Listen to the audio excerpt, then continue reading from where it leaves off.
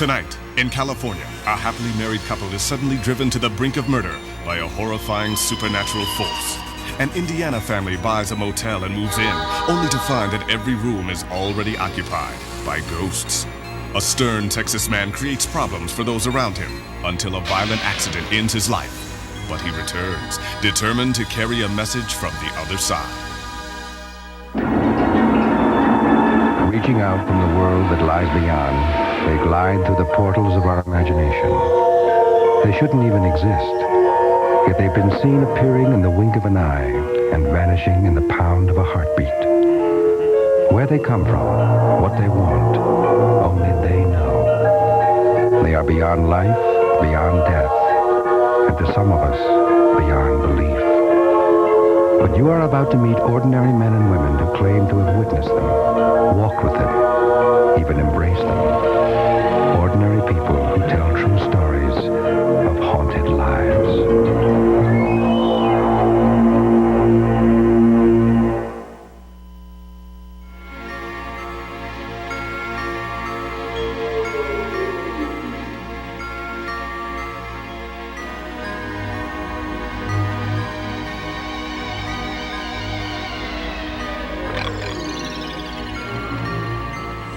Through the ages, many people have reported encounters with the ghosts of family members.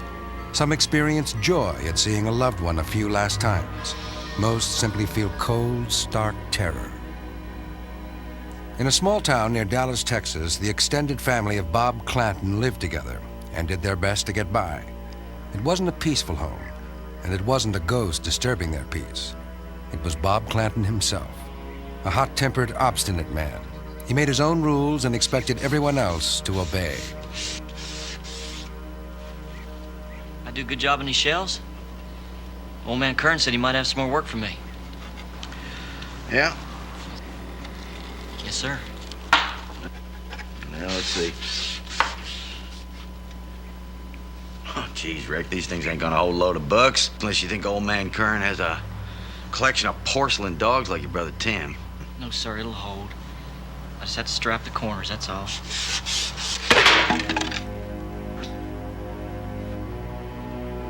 Doing this for your own good, Ricky. You build them right, you get more work. You didn't have to do that. You know something? You build your shelves any way you damn feel like. I'm going down the road, going to get a couple of beers. You can tell your mom, tell her I had to go to the plant early. Unless you want to come too. You tell your wife we had to go get some supplies. I didn't think so. Hey, Dad. Hey, little buddy. Come here, you. How you doing, huh? Hey, just wanted to come out and see what you two were up to. Now, whoa! Now, he can go play in the barn, but I don't want him in this workshop. You know, he gets into everything. Come on, Dad. He's just a little kid. Ricky, you do what I tell you. Unless you want to find a shop of your own. Clanton stirred up trouble wherever he went. According to his son Rick, union leaders at his plant sent 2 co-workers to talk some sense into him. How you doing, Clanton? Cindy, go adjust your pantyhose. Now, Cindy.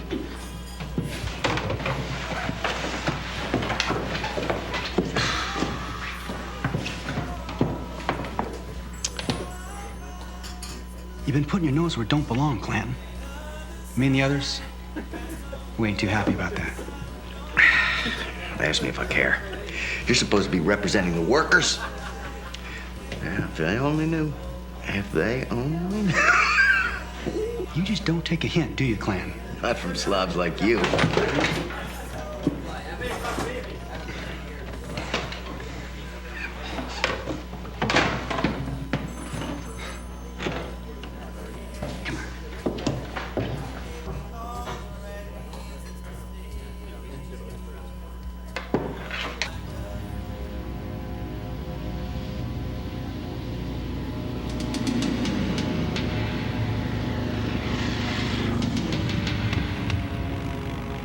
On April 3rd, 1989, Bob Clanton was riding home from work, taking his usual route.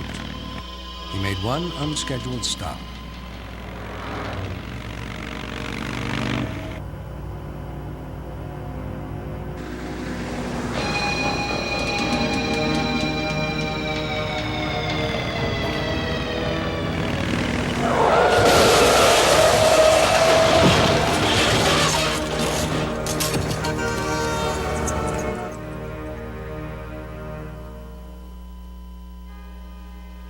The family soon discovered how difficult it would be to put Bob Clanton to rest.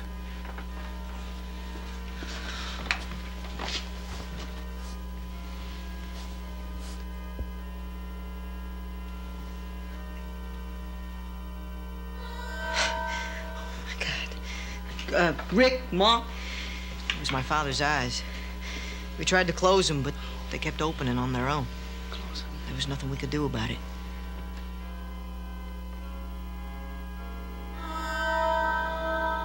Bob Clanton was buried, but he was hardly ready to rest in peace.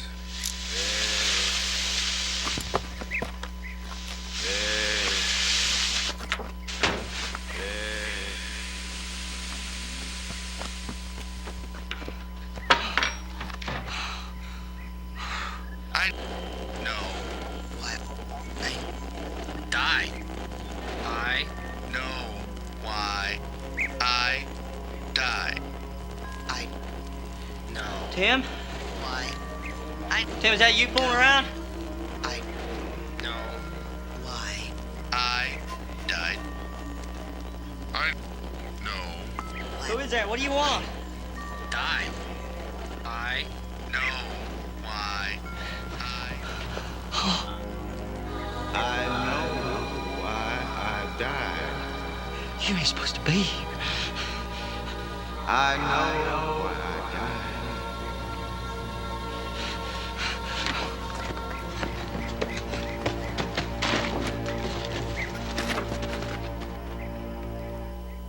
Clanton appeared several times to various family members. It was unanimous. He was no longer welcome. Look, I am telling you, we need professional help. A psychic. Otherwise, the old man's gonna make life more miserable for us now than when he was alive. Mama. Jackie, you take Christopher and me and give him something to eat.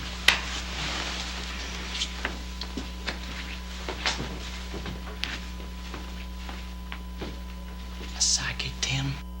Come on, it's not quite that simple. He wants something from us. Like what? I don't know. He keeps talking about his dying and all. Maybe he wants us to look into it. Them fellas at work, they were always making threats and all. This is unbelievable. You know, even when he's dead, you are still trying to please him. So what if I am? He doesn't deserve it, Rick. Our father was awful to us. Maybe that's the only way we can get him to move on.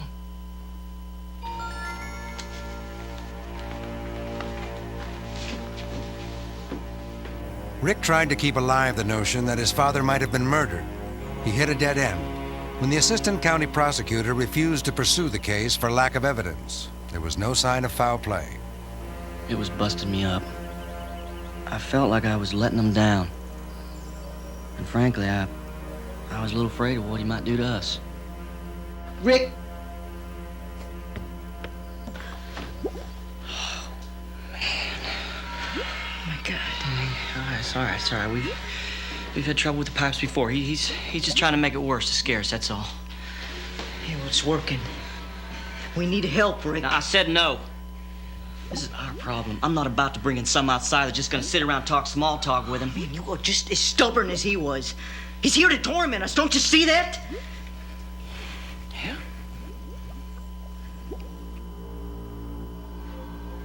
Rick went looking for the source of the problem, though he had a pretty good idea of what it was.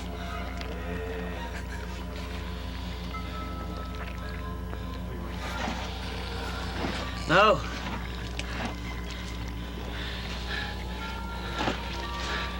You go away.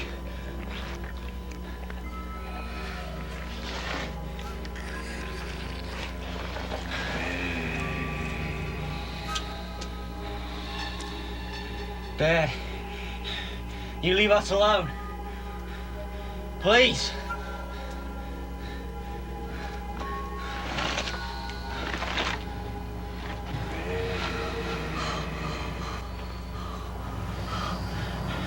Please don't be here. Please don't be here.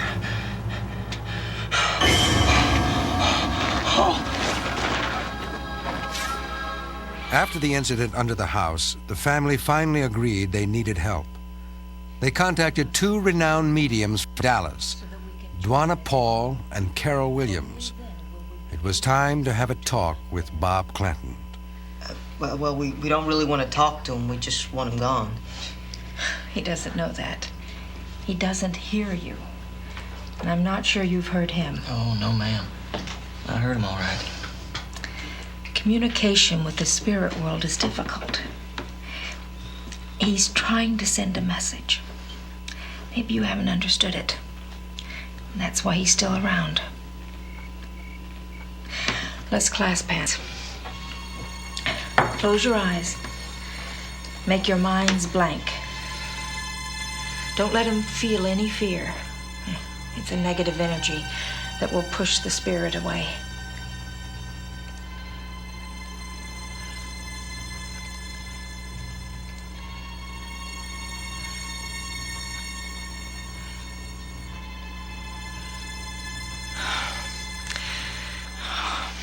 I feel something. Pain. Great pain. Oh, no. Oh. I know why I died. What do you want? Rick, I know why I died. We gotta do something. No. The pain is his. All the pain he brought on people in his life. It's come back to him. I know why I died. Oh. He blames us. I know why I died. All the pain.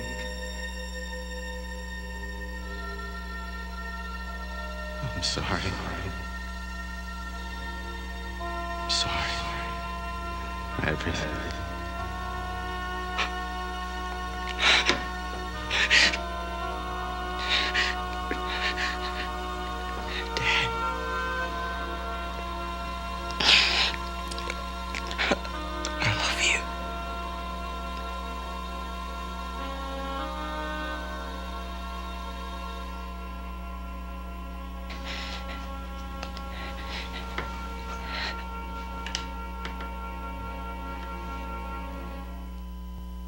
Rick and his son Christopher have had the most contact with the ghost of Bob Clanton. Rick has seen him several times, and Chris has actually spoken with his grandfather on many occasions. Bob Clanton's other son, Tim, has also seen him, and he has spoken through medium Dwana Paul with the help of her partner, Carol Williams. All agree that Clanton had plenty of unfinished business and wasn't ready to die. Kept on cutting the wood, and then I hear Rick again, and it was a little bit louder. So the third time I turn around, and then there my father was. I seen him, he was full figure, and I didn't pay no attention to it, so I just went on in, and once I got into the bathroom, it just came to my mind. I'm sitting there, well, he's sitting on that couch, but he couldn't be. I was awake, then I saw him by my grandma's side of her bed. Then he was talking to her, but she was asleep, and he didn't see me awake. He was standing on the ground and was saying, I wish I could still be alive with her, and he missed her. The family, before we arrived on the scene, were really frightened. They were terrified. They didn't understand why their father was appearing to them since he was already dead. I looked, and then it was like a kind of a glow. And when I looked over there into the corner, my father had appeared, but he wasn't standing or anything. It was levitated, and he was up right at the rafters. Well, we all have free will choice. Spirit has free will choice. So all we can do is convince them or try to convince them that there is a better place. If they're stuck, they need to move on to a higher place, a learning place, rather than stick around. And sometimes they refuse to go. Sometimes. Why did Bob Clanton refuse to go? Rick still believes he has the answer. He believes that he was deliberately killed. And so he came back so that we can find out who really killed him and get justice. He was always wanting things his way when he was alive. And he was always wanting to be in charge and take charge of everything that would go on. And basically it's the same thing after he's died.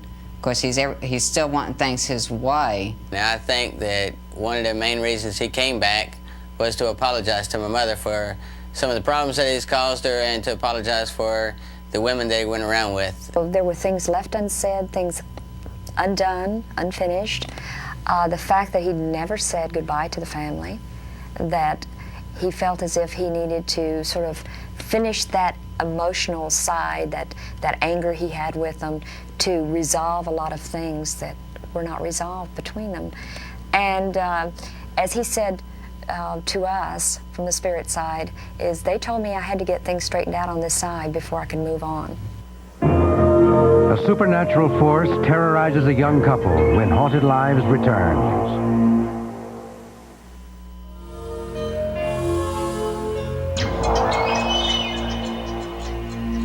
When a landlord found tenants for his house for rent in a quiet neighborhood in the San Fernando Valley near Los Angeles, he didn't know one very important thing about his property. It was already occupied. Tenants rarely stayed more than a week. Some left after only one night. They reported seeing shadows and hearing strange noises. Some even said it was haunted. The landlord didn't believe them. He just returned their checks and placed new ads in the paper. After all, the rent was reasonable and the house was beautiful. 3 bedrooms, 2 baths, pool, spa, and a spacious kitchen. The classified ad the Mathesons answered left out the one truly special feature the house had to offer: a relentless evil presence. What did I do to deserve all of this? You bought the patio furniture. Oh, well, what do I get for buying the 4-poster bed? Don't push your luck.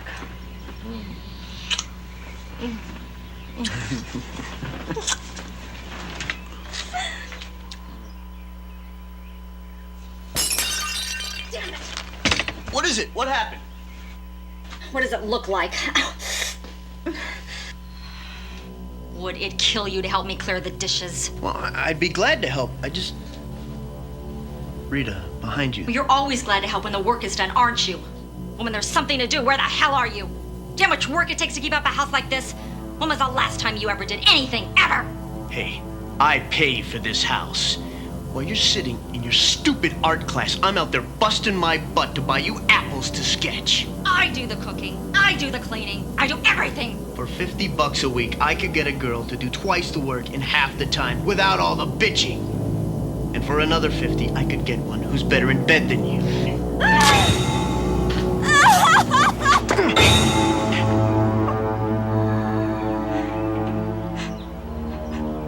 I'm sorry.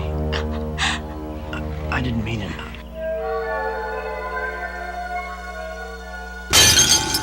I love you. Forgive me. I never want to fight again.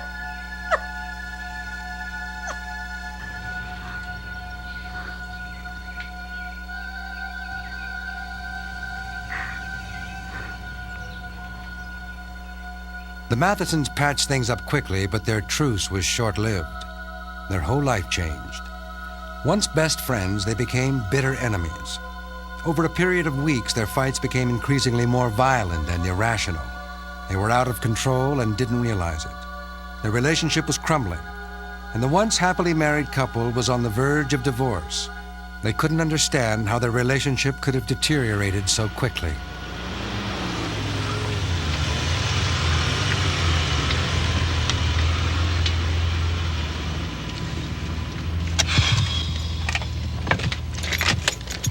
Maybe we weren't meant to live together. Do you believe that? Yeah. No. I mean, I love you very much, but we haven't had a decent moment since we moved in. Well, what do you want to do?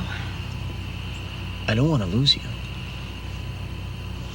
Honey, it's the move, your job. I mean, we're just under a lot of stress, that's all. Hey, get better. Come here.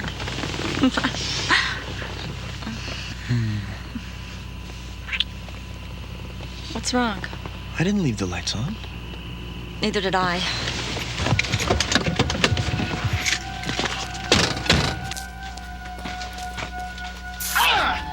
It's red hot.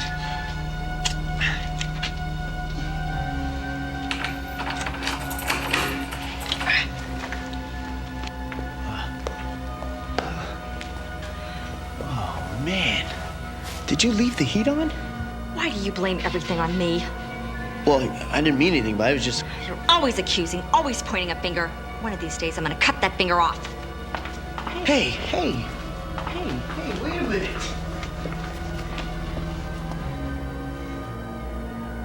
Great. Everything's rotten.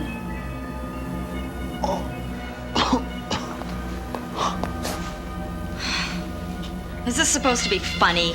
My God. Oh, I get it. Rita doesn't work enough around here. I'll just give her something to clean up. Rita, look around you. There's something wrong. I'll say something's wrong. I've had all the crap I'm gonna take from you. You think this is a mess? I'll show you a mess. A bloody mess. Blood and guts and pointed fingers everywhere. Honey, don't let it do this to us. No more orders. No more complaints. No more blame.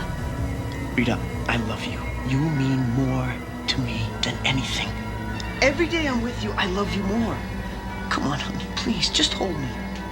Please? Please.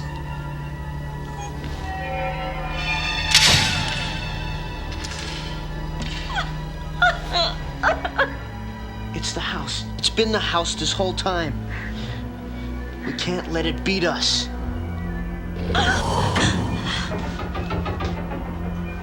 Get the door! Hurry! Hurry!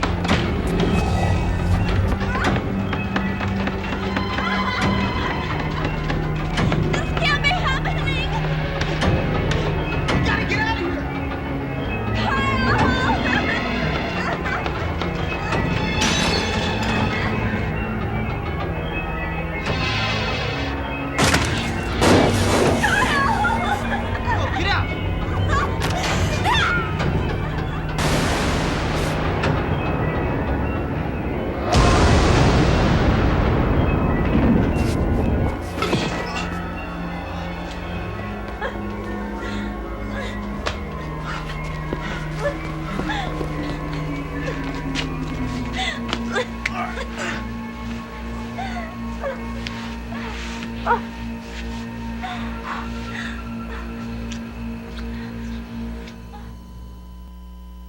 Kyle and Rita Matheson went to the hospital and never returned to this house. They are attempting to recover physically and emotionally from their ordeal. Even today, 2 years later, they agree to speak only if their appearance is concealed. I still have a fear that maybe this, whatever this thing was, knows where we are, and they might find us again. I don't know. I still am not certain that that wasn't a personal thing, even though I keep being reassured that it probably was not, that it had to do with the house. It's still so vivid in my mind. The fear that I felt for myself and my husband was just something that you can't erase. The other things that happened to me in addition to a fractured jaw was my nose was broken right here. There was a break in my eye socket. There was some damage to the ligaments in my eye, so my eye now kind of hangs a little lower on this side than it does on the other side. It's not very noticeable, but not like my nose. But on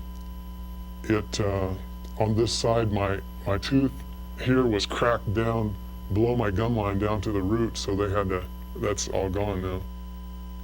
Desperately trying to understand what had happened, they contacted Christopher Chacon of the Office of Scientific Investigation and Research. Chacon and a team of investigators spent 16 months trying to find out just what had gone on in the Van Nuys house. One of the initial steps in our investigation was to set instrumentation inside the house, again to try to basically get a baseline, a correlation of normal phenomena and abnormal phenomena in the environment. Chacon and his team found a high level of unusual activity. This is actual footage of his investigation. Now here, this is again an unmanned camera which was static, set up for 72 hours. At the other end as well is another camera with a microwave imaging system. Now if you look off to the right side of the hallway, we pick up a distortion, or commonly a shadow. It's moving down the hallway, and there it is now crossing farther down the hallway. It's moving downward, and as it enters the threshold of the door, we suddenly see the door in the back. It is responding to movement. Now the unusual thing is we also are monitoring basically the general environment of the house. There are no brushes of air, there is no doors, windows open. All the door jambs are level and even. These doors would not be swinging normally. And the equipment is again beginning to monitor more as both of these doors move. Okay, now at this point we have an unmanned static camera, night vision. Nobody is in the house for another 72-hour period. As we pick up the movement, as you see the roll of tape going across the floor, and then the case and the helmet movement as well. What's going to take place is basically some of the most remarkable footage that we've documented during the first beginning of this investigation. As you can see in a moment, doors and drawers, cabinets are moving. Our other instrumentation did pick up fluctuations taking place in the environment, background radiation fluctuations, electrostatic fields. In a moment, the vibration that's taking place, or the phenomena, we should say, is moving across the kitchen toward the camera. Now it's affecting the camera. We speculate on that because what you're seeing is an effect on the magnetic tape itself, and the fluctuations are continuing. After this was over, when we found the camera, it was severely damaged. We couldn't walk by each other without feeling this extreme anger toward one another, and there really might not have been anything specific that happened. There was a look that came over his face that was so terrifying to me, as though he could have walked into the kitchen and grabbed a knife and stabbed me to death. I could not say a civil word to anyone in my family. And when we'd leave the house, we would feel completely differently, almost instantly. The feeling of hostility was gone. There are hauntings that take place all across the country, all over the world, and for the most part they're harmless, and many people find them as being fun actually to have that type of phenomena around. But when you have a situation which is hostile and which can actually cause harm to the occupants, my advice to them is very simple: simply get out. If the spirits are angry and don't want you in that home, there isn't anything you're going to be able to do. There's nothing like someone going through an experience with you to make you close with that person. People say it happens in war. This was like a war. Next, a family falls in love with their new home, but the feeling isn't mutual.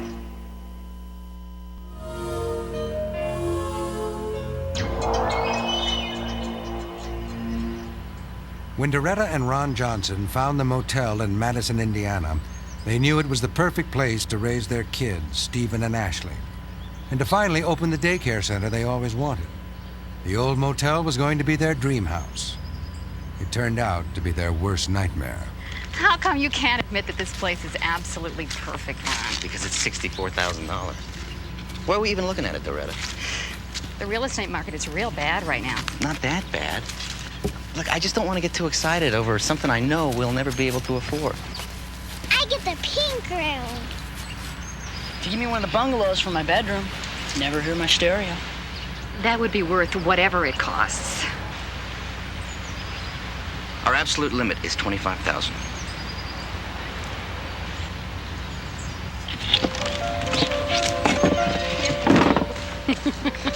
I can't believe she went for it. Sometimes dreams do come true.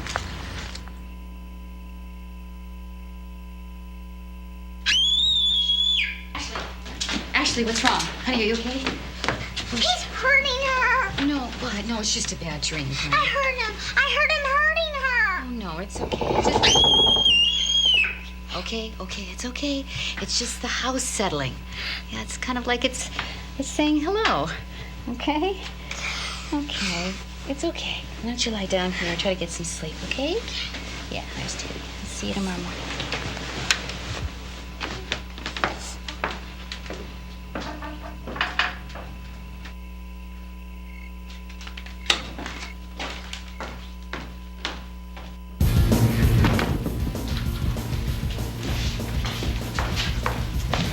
give him a cottage in Utah, we'd still hear his stereo.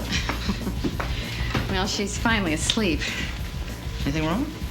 No, she's just a little nervous. You know, first night in a new house, jitters. Oh. Looks like I have a small case of it myself.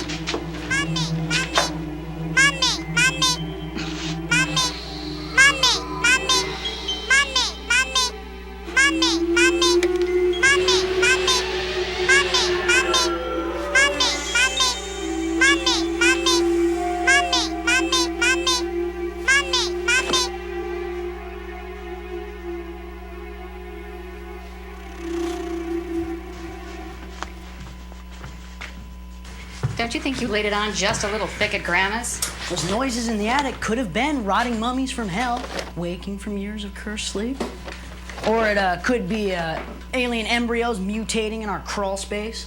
Or it could be the wind. You have no imagination, Mom. Ashley does. And next time you make up these ridiculous stories, don't tell any of them around her. Or else you're gonna have to stay up with her next time when she's up all night screaming. I mean, you're gonna have to tell her that there's no such thing as...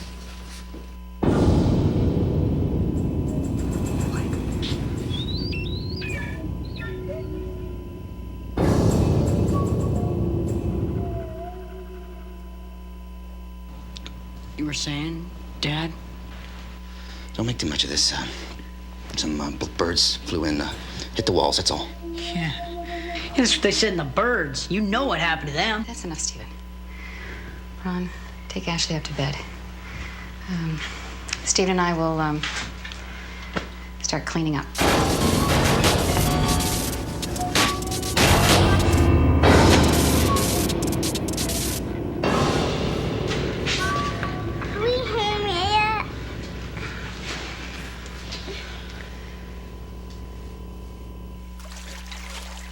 Steve was just kidding, honey. There weren't any ghosts. What about the lights? Steve says the ghosts were mad. Well, Stephen was confused.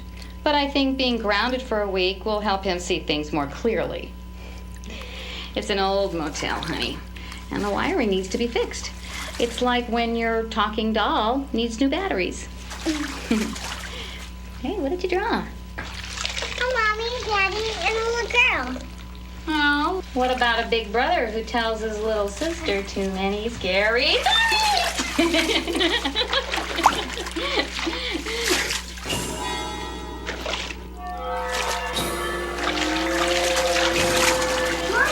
Oh my God!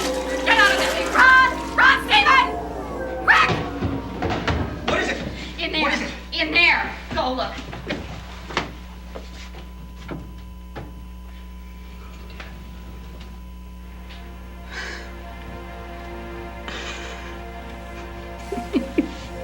What's wrong, Mommy?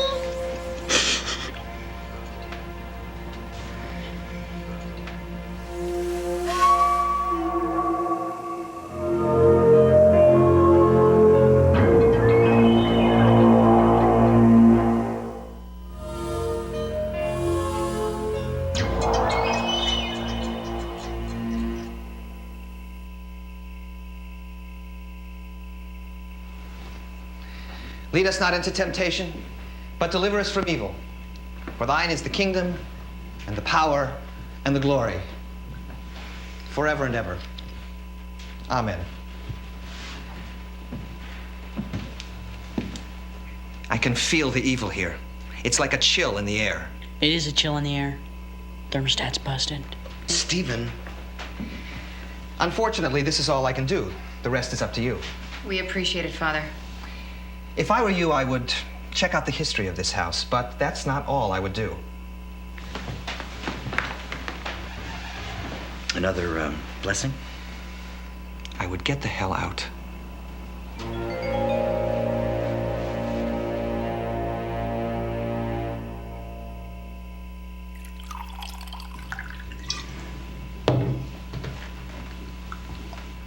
Don't you think we should say something before Mom brings the kids back? Say what? The priest was right. We can't leave. We can't have our family live. We can't have our family living on the street. And if we leave, that's where we go. Every penny we've got is in this place. So we sell it. I already talked to the realtor. Word's gotten out about our problems. I couldn't get enough to pay off the mortgage. If a guy drowned his daughter here, we should have been told. And would that have made a difference?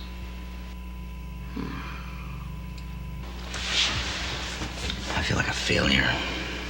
Oh, come on, honey. It's not your fault. Here, I thought I was this brilliant negotiator. Now I find out I'm just another sucker. Here. But you're my sucker. I love you. Mommy, I'm cold.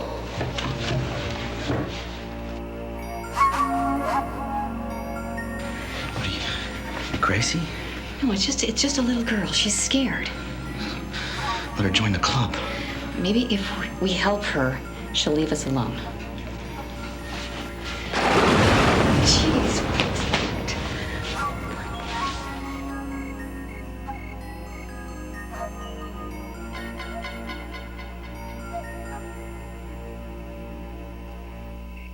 The Johnsons couldn't afford to leave, and they couldn't afford not to fight back. They contacted parapsychologists at the university who were intrigued by their story. Their initial theory, a magnetic field caused by the intersection of 3 power lines above the house, was the catalyst for the evil within. A team of experts would be arriving at daybreak. The kids are finally asleep. I'm glad someone can rest in this house. Thank God the parapsychologists believed us. I was beginning to think I was losing my mind. It's gonna be nice to turn the tables. Let's just see how the thing in this house likes being scared for a Doretta.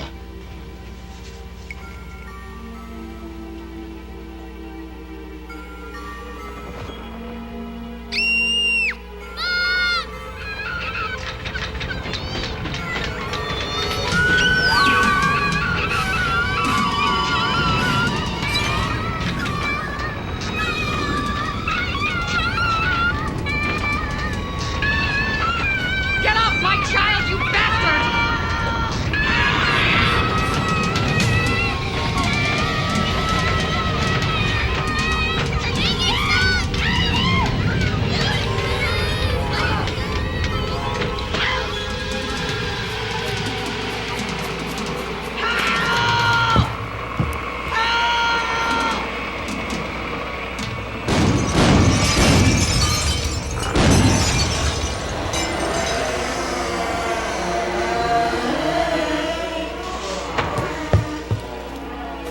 Run! Run! Stephen! Oh my God. Oh. Let them have their damn house. We're never going back. Oh my God.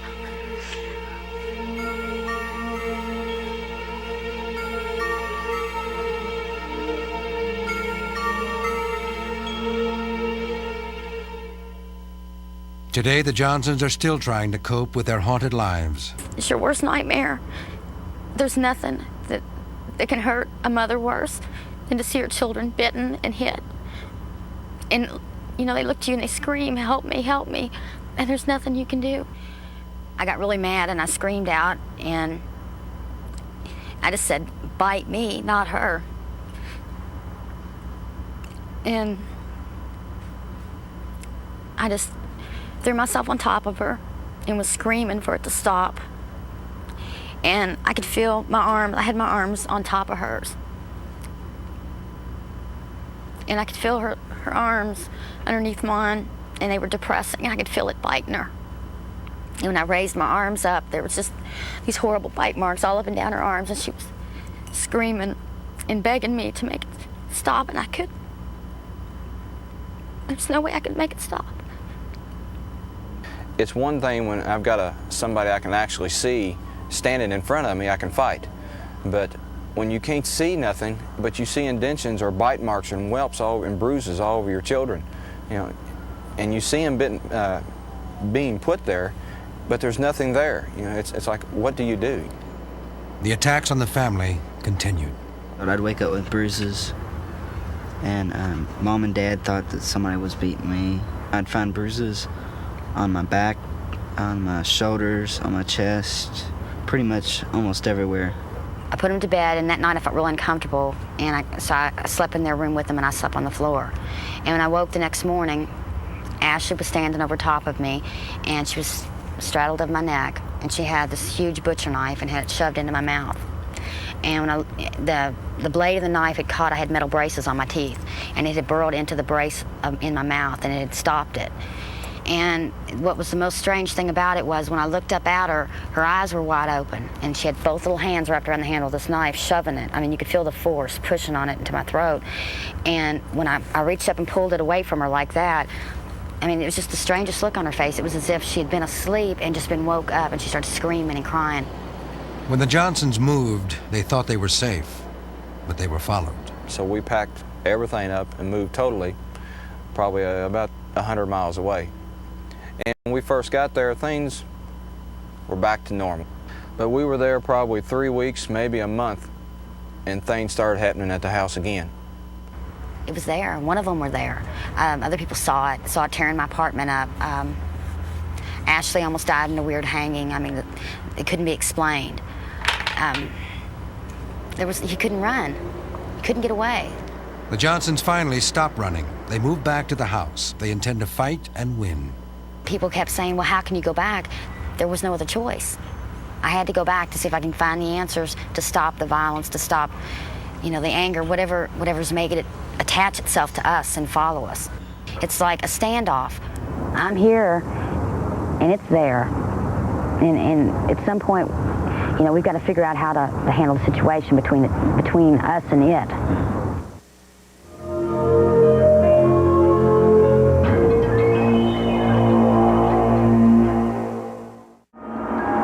Tonight we've seen 3 very different kinds of ghost stories. What compels these haunting events? Why do ordinary men and women experience such extraordinary things? All we know for certain is that there are many other tales to be told. Strange tales of haunted lives.